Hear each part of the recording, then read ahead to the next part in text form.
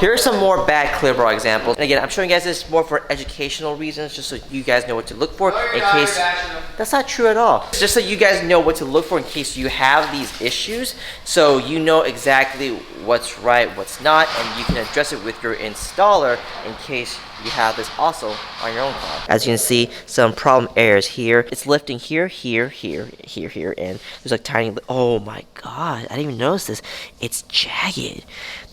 The cut here is okay, but then when it gets to here, it's jagged. Oh my god, it's like teeth marks. All the brown, black stuff that you see is from dirt that's just collected over time, and unfortunately, that's gonna mess up the clearbra because now you're dirty inside of it, and you're also messing up the adhesive. Even if you were to clean that out and lay it back down, you're still gonna have this V line that you see, or this U line that you see, indefinitely. Only way you can get rid of it is really just replacing it. One of the things with template kits is that you have to make sure it lines up well. It doesn't line up pretty much anywhere. The parking sensor cutout doesn't even line up. Now that I'm looking at, none of the sensors line up. Like this one doesn't line up. The tow hook doesn't line up. None of it lines up. That one definitely doesn't line up. Again, I'm not making fun of the client or the installer. I don't care who installed it, honestly. I just want to show you guys this just so then you kind of have an idea what is considered acceptable as far as standard goes. A lot of people don't know what to expect, what's okay, what's not okay. So hopefully this gives you an idea. You can always talk to your installer before and get an idea before you actually schedule an appointment.